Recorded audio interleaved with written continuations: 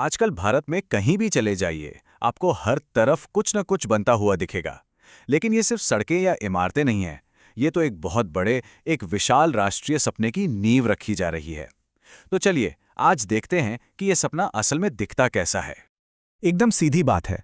ये सिर्फ प्रोजेक्ट्स नहीं हैं।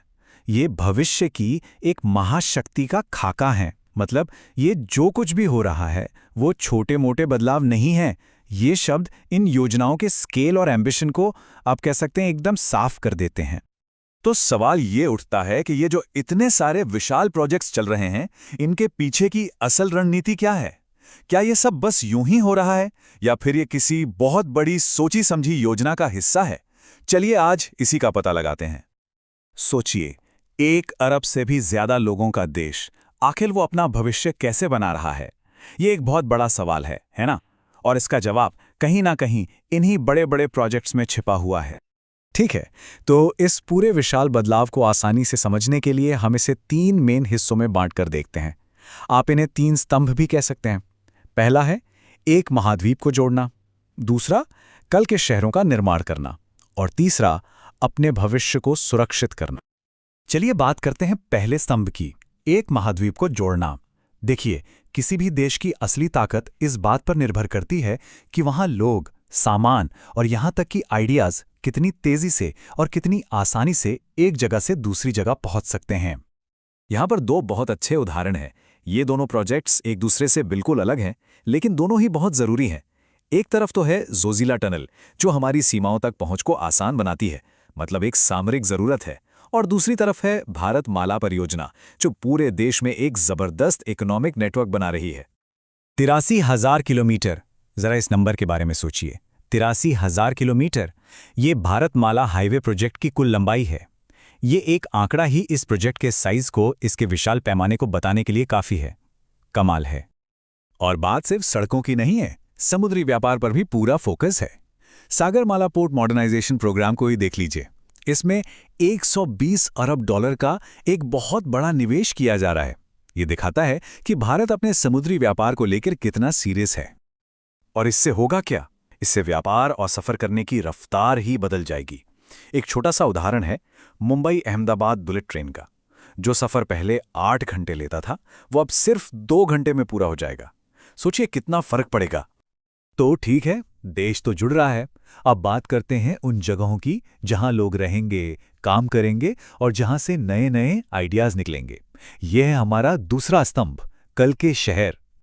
हम ये स्मार्ट सिटी शब्द बहुत सुनते हैं, पर आखिर ये है क्या? देखिए, आसान भाषा में कहें तो ये एक ऐसा शहर है जो टेक्नोलॉजी और डेटा का इस्तेमाल करता है ताकि पानी, बिजली, ट्रैफिक जैसी चीज़ों को बेहतर तरीके से मैनेज किया जा सके। और गुजरात का धौलेरा प्रोजेक्ट इसका एक जीता जागता उदाहरण है। धुलेरा हो या JIFT सिटी, इन शहरों को आज के लिए नहीं बल्कि भविष्य को ध्यान में रखकर बनाया जा रहा है। इनमें आपको smart grids, eco friendly transportation और इंटीग्रेटेड इंडस्ट्रियल क्लस्टर्स जैसी चीजें मिलेंगी। मतलब सब कुछ पहले से ही प्लान्ड है। और अगर हम GFT सिटी की बात करें तो उसका तो एक बहुत ही खास मकसद है। इसे भारत का इंटरनेशनल फाइनेंस का हब बनाना है। जी हाँ, इसका डिजाइन ही ऐसा है कि ये दुबई और सिंगापुर जैसे ग्लोबल फाइनेंशियल हब्स को टक्कर दे सके। तो कनेक्टिविटी भी हो गई, भविष्य के शहर भी बन रहे हैं।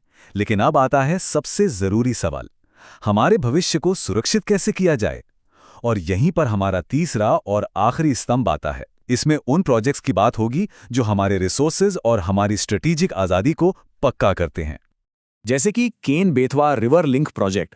ये सिर्फ एक नहर नहीं है, नहीं, ये तो मध्य भारत के लाखों लोगों के लिए पानी और खाने की सुरक्षा की एक लाइफलाइन है। ये उन इलाकों तक पानी पहुंचाएगी जो अक्सर सूखे से जूझते रहते हैं। मतलब ये एक तरह से उम्मीद का पानी है। 1 मिलियन हेक्टेयर, जरा सोचिए ये कितनी बड़ी जमीन होती है। जब केन बेतवा प्रोजेक्ट पूरा होगा तो इतनी विशाल खेती की जमीन को सिंचाई के लिए पानी मिलेगा। ये किसानों और हमारी खेती के लिए एक गेम चेंजर साबित होगा। और हाँ, सुरक्षा सिर्फ जमीन पर ही नहीं, आसमान में भी जरूरी है। ये टाइमलाइन देखिए, ये भारतीय स्पेस स्टेशन के लिए भारत के बड़े विजन को दिखाती है। टारगेट है 2035 तक भारत उस एलीट क्लब में शामिल हो जाए जिसके पास अपना स्पेस स्टेशन है। तो अब जब हम इन सभी प्रोजेक्ट्स को एक साथ रखकर देखते हैं, ये सड़कें, ये शहर, ये नदियां और यहां तक कि स्पेस स्टेशन। तो क्या तस्वीर सामने आती है?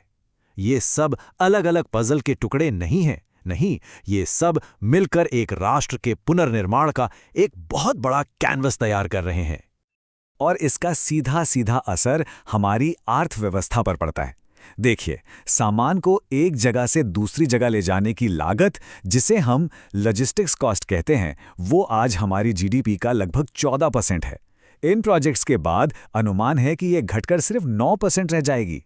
इसका सीधा मतलब है व्यापार करना सस्ता होगा, आसान होगा और देश की कॉम्पिटिटिवनेस बढ़ेगी।